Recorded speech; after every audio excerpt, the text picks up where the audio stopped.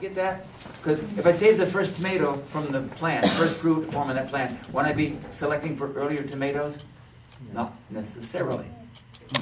When you're and we haven't said anything yet about selection. Good thing we've got a lot of time left, folks. Selection. You can either select for whatever traits you want, whatever you like, even to keep it the same, you can select. Or you can not select. Selection will happen. Your variety, your gene pool will be affected. If you don't deliberately do it, it'll be selected by the fact that you're growing it in a garden in Connecticut where the temperature is such and such and the circumstances and these pests are there. It will be selected automatically. Nature will select if you don't. So therefore, why not get involved in it a little bit and select for things that you particularly want.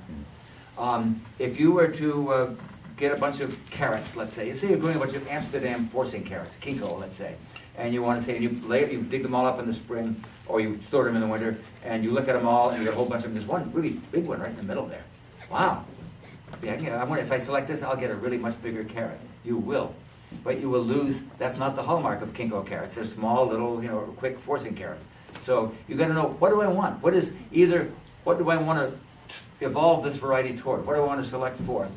Or if I want to select for what it already is, I don't want to change it at all. I like it. I want to keep it that way. Then you have to have it's really good to have a fairly intimate sense of what this plant is. What is a typical Kinko carrot? So that you know what the off types are.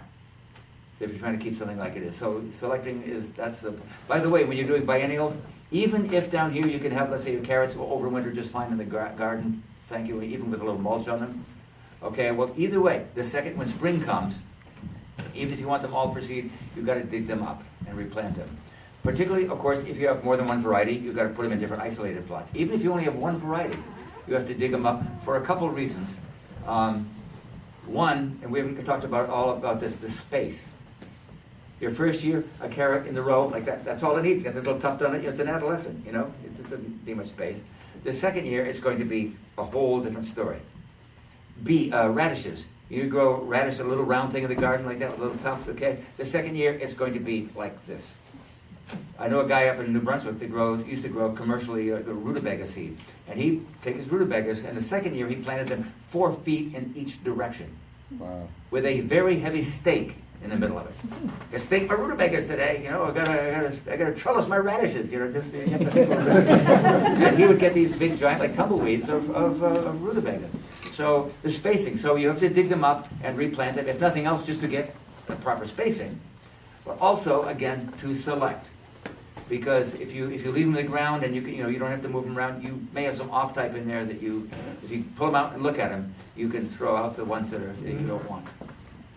So yeah, those are all factors in favor of selection. Okay, either.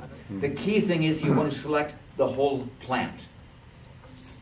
And so, which may or may not be the same as what you're saying. So if you've got a bunch of tomatoes here and there's a little bit of genetic diversity in them, and you've got the first fruit on that plant, and you pick it to save seeds, and yet the rest of that fruit, it's a week or two more before the others form. So that's one of your later plants. It just made that first fluke one. And then you've got another one next to it, which maybe was a couple days later before it's made its first one, but the whole crop came on much earlier. So in other words, you need to look at the whole plant. Which overall was earlier, not an individual, because the genetics is the same on every fruit on that plant. Genetics. That's not a case of selecting for anything changed. It's simply for quality seed. Right. And generally, you'd like your biggest pump of seed would generally be your best. And often your very late seasons, sometimes your very first seed, I'm thinking like kale, mustard, some of that family of things, the very first seeds sometimes are not fill out very well. And I'm not sure just what the why of it is, but yeah, your best quality seeds. One way that you can do, some seed companies do this, and you can do it at home, except you need a little bit of infrastructure here. If you have some very tweaky, very subtle screens, which I don't have. You can buy screening in every millimeter or whatever size. Mesh size thing. Yeah, so, and they're kind of pricey, but you can buy the whole assortment of, if you're really going to get it seed saving, you want to really do quality seed, you want to buy a whole selection of pieces, square yard of everything.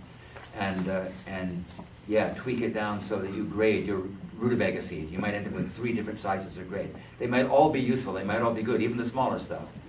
But if you're selling it or trying to really say, really good stuff, just only save that for the big ones.